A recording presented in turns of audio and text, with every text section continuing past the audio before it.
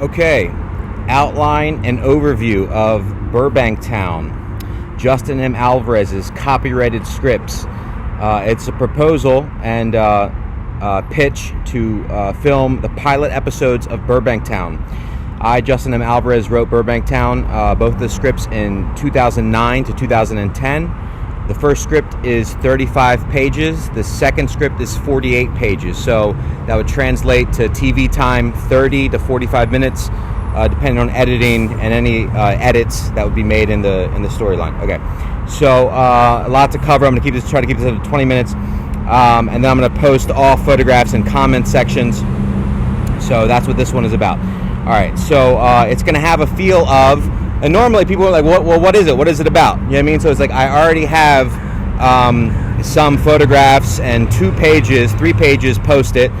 Page 1, when the character Adam and the character and the character that I had written for myself to play are hitting baseballs off of the top of the mountain.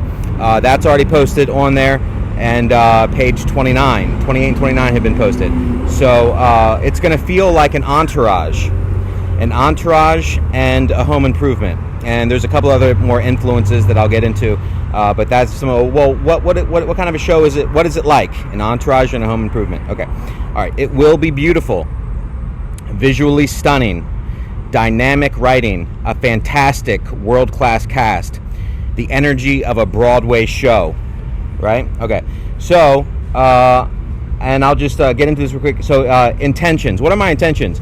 To create work for myself and others, right? And to create a performance piece to be viewed by an audience. And it takes me in this next section. I'm just getting all the way back down to basics, boiling it down to what is a play.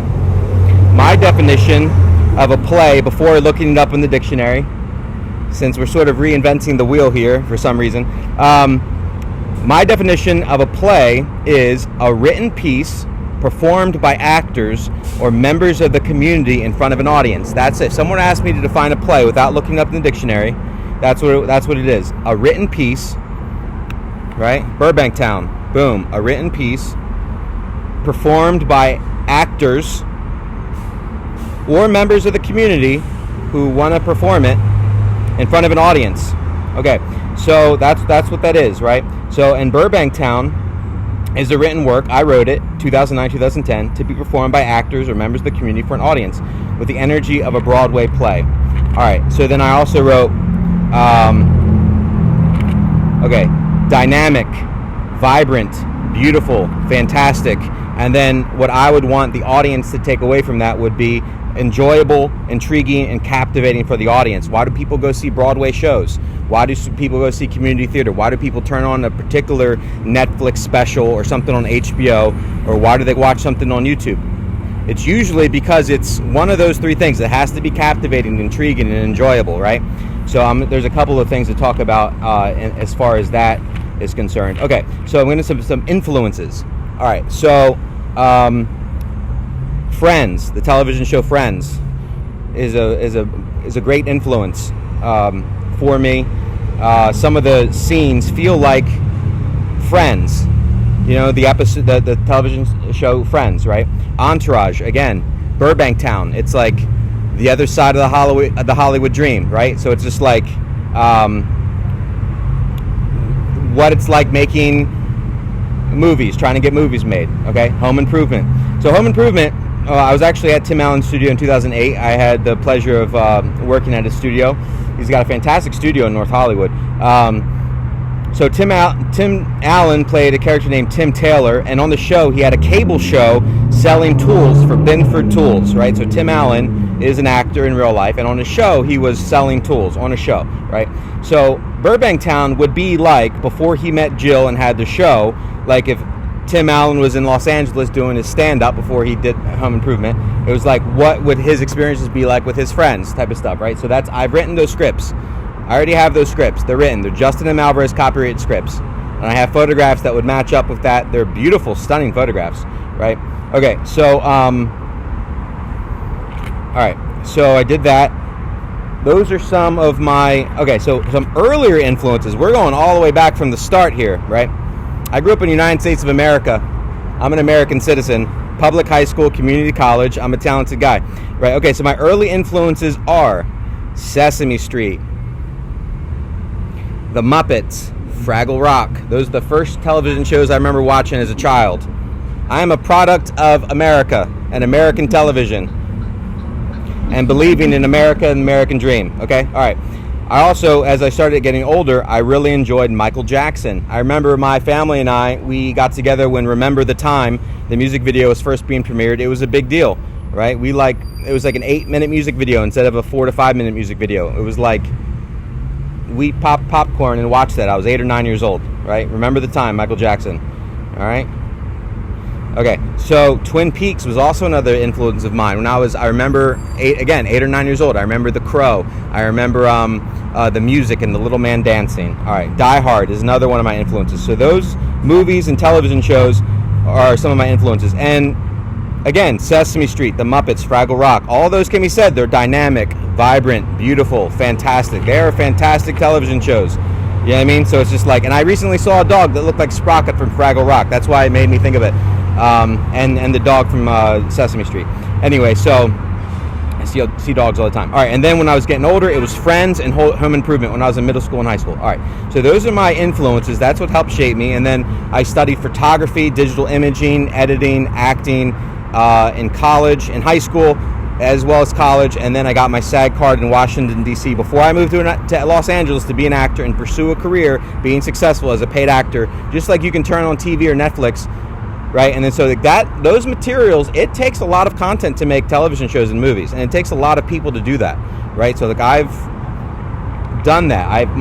The dinner scene that I did in 2010, that was filmed with a professional television and film crew, right? And that was a beautiful cast, and everyone did a fantastic job. So everybody was perfectly situated for that that scene, and a lot of those people I knew from years prior, like Adam Lassar. I first met Adam in 2003 at an acting class. 2003, before I moved to LA, a year prior, I took an acting class in LA. I met the guy from The Nanny. He was Charles is his first name. I saw Martin Short in a play, The Producers, I believe it was.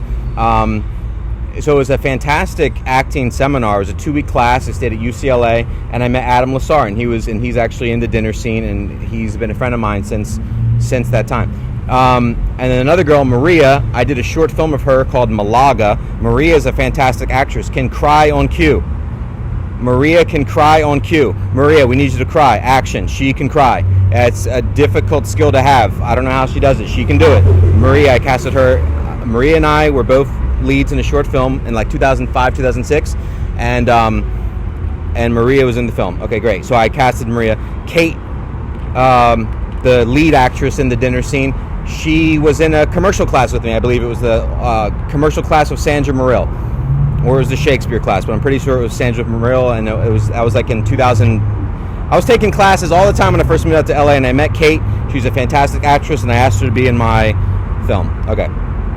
So, all right. So that's that. Okay, here we go. All right. So I don't want to be controversial, right? Having said that, Elvis was controversial, right? Elvis was censored. His lower half of his body was censored when he was dancing. You were like, oh, that's so silly. That's what happened. Elvis was controversial, as was the Beatles with their long hair, right? They had longer hair than a crew cut, and the Beatles were controversial, right? And women were screaming for them, all right? Madonna, Paula Abdul, controversial. Provocative wardrobe, lyrics, revealing clothes, subject matter, right? So there's people, it's like, it seems that I'm not trying to be controversial.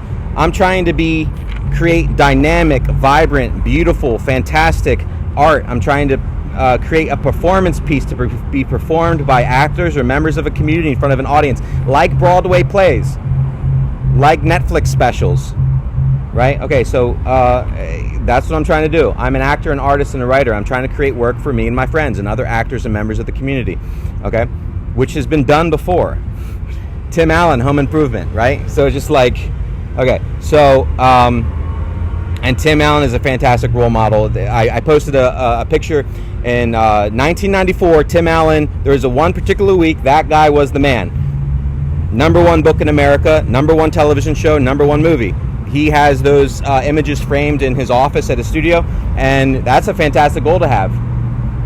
Yeah, I mean, it's like, an actor, artist, writer, filmmaker guy, that would be something to aspire to. It might not ever happen ever again. You know what I mean? It's kind of like Tim Allen. I think the week of December 7th, I believe, I have to check the photograph, but it was in December 1994. That guy had #1 show, #1 movie, #1 book in America, right? So it's like, this has happened before, right? It's just like, and it's a great thing to aspire to. This is the United States of America, where you can work hard and be successful, right? And then you will have to deal with people who are trying to steal your stuff, right? So anyway, Sex in the City. There was 2 girls and a guy the other day. I was walking down the street and they mentioned Sex in the City. I was like, Sex in the City. It's a great show, right? I've seen like an episode, heard of it, right? It's geared more towards women. Provocative title, right? Sarah Jessica Parker, married to Matthew Broderick, the guy from Ferris Bueller's Day Off. Who actually, I bring that up because, one, Sex in the City, but I had breakfast with one of the actors from Ferris Bueller's Day Off, which was fantastic. Okay, all right.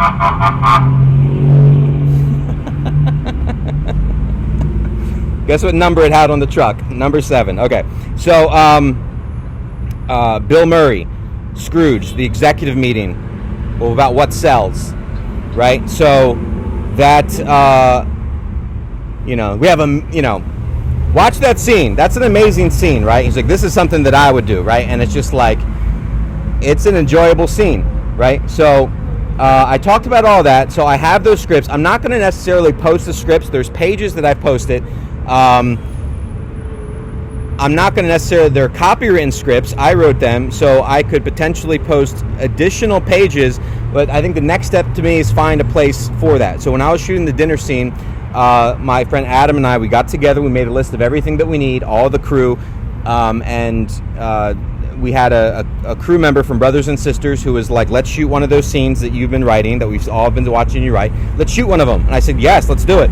So he was my access to all the equipment. And then there was a woman who my friend Adam knew. She had the cameras. You know, she had amazing, fantastic red cams. And I took her out to dinner, and I told her what I wanted to do. I pitched the story to her. I pitched who I already had on board. And by the end of the night, she said yes. She was like, "Yeah, let's do it." So, and I was texting with the other guys who were helping me put together the short, and I was already ready to send the text that we got the red cam. So that was a pretty cool thing with that. So I talked about what is a play, right? A screenplay that I want to get made in a TV show. I have amazing dynamic photographs. It will be beautiful. The energy of a Broadway play. I wrote the pilot scripts. They're Justin and Alvarez copyrighted scripts. I have the knowledge, experience, education. Again, my intentions are to create work for myself and others, right? Create a performance piece to be viewed by an audience. So the next thing I want to do real quick is review some of the content which could help go along with like a pitch is supposed to be, why are they going to pick my stuff, right? And then what's my experience, what's my background. So on my Facebook page, I already have, you can check my IMDb page, and on my Facebook page, I have posted an email that I sent out to all the news organizations and SAG. So like almost every day I'm writing the New York Times, the New York Post, and SAG in New York and Los Angeles, and a production person that I worked with on Nashville and other entertainment friends. You can see those emails from some of the things that I'm posting. Every single day I'm emailing those people with my content. So there's a pertinent actor photographs, pertinent photograph, copyrighted photograph albums, videos. There's 4 of them sitting behind a desk. Letters to AOC and Taylor Swift, the Melissa Villaseñor, Angela Images video. All of those are posted. You can literally scroll through all those. There's the music videos that I was in. Jamie, My Intentions are based. They are on my Facebook page. There's a link to that. There's a photograph on my IMDb page. There's the dinner scene that I did in 2010 with a professional television crew. That's now posted on my Facebook page. So there's a body of work that I've already done. There's written materials that I have. People have already witnessed my work and have copied my work, and they say that imitation is the greatest form of flattery. I agree. It just, it's just like, I have a great idea for a television show and it's ready to go. So there's also people that have witnessed me recently, I'll make an additional list, but I've emailed this to people already, and all of these are scattered on my Facebook page. But it's the pillow guy, the My Pillow guy. Check that out. That's under the housewarming photographs on my Facebook page. Silver Sun Pickups, that's under my Long Day's Journey into Night photo album on my Facebook page. The movie premiere, Oppenheimer, that was 31 minutes after I posted my professional actor photograph that was taken of me in 2003 before I moved to Los Angeles. The Oppenheimer premiere canceled its premiere in New York 31 minutes after I posted that headshot that they exact match copied, along with my James Dean Halloween photograph that I had with Megan Smith when I first moved to Los Angeles in apartment number 7, the Chasing Car Snow Patrol copied. Okay, so LA Weekly and New York Post. I'm writing the New York Post every single day as well, and I'll post this, but there's the Megan Smith photographs that look exactly like this. So you'll see from the Jamie My Intentions Are Bass music video that I did, I'm wearing glasses similar to these, but they're sunglasses. And then I posted the Megan Smith photographs, who was my girlfriend at 2 different time periods of my life, and I posted those. And as I'm referred to as 7, it says the 710 list, and Jimmy is the name of Jimmy O'Baril from Silver Screen. But you can already check this one right here, and I'll post this. That's you can snap a screenshot of that and then look at the Megan Smith photographs, and they literally did it days after I posted it. So it's like I've been telling people, if you watch my Facebook page and see what I'm posting to my IMDb page, there's people like USA Today, LA Weekly, you know what I mean, the New York Post did one with the Jamie My Intentions Are Bass. Yeah, I mean, they did it. I don't want to show someone because they're like stealing my stuff. But go to the Jamie My Intentions Are Bass one, and it's this one. You see the woman with the roses, and it's a New York Post, July 12th, my brother's birthday. Anyway, but it's that one right there. Boom. That's from Jamie My Intentions Are Bass, right? Look that up, and that's literally after I posted it. So they're witnessing my materials. Hello. And which is awesome, you know what I mean? So, and this one looks exactly like Megan Smith. And I've showed this to people who are like, yeah, that like is spot on Megan Smith, you know, with her pink hair. She's actually had pink. There's a pink hair photograph of her like that I have. And is glasses from Jamie My Intentions Are Bass, the music video that I was in, that they utilized my photographs for to create the music video. And the dinner with Evie, the woman who let me use her red cam for the dinner scene. I had a fantastic dinner with her, and they utilized some of those photographs to make the music video that I'm in. Anyway, so that's that one right there. They did that literally days after I posted the Megan Smith one. I'll post all that stuff up there, but it's like, if you watch my stuff, what I'm doing, and then just scroll through YouTube, you know what I mean? It's like, see what the newspapers and magazines are putting out. It's like, it's sometimes exact match. You know what I mean? The Jamie My Intentions Are Bass, at the end of it, there's all these flower girls holding flowers. There's a guy who picks a flower, hands it to a girl. That's an exact match, Jamie My Intentions Are Bass, right after I posted that music video that I'm in from 2010.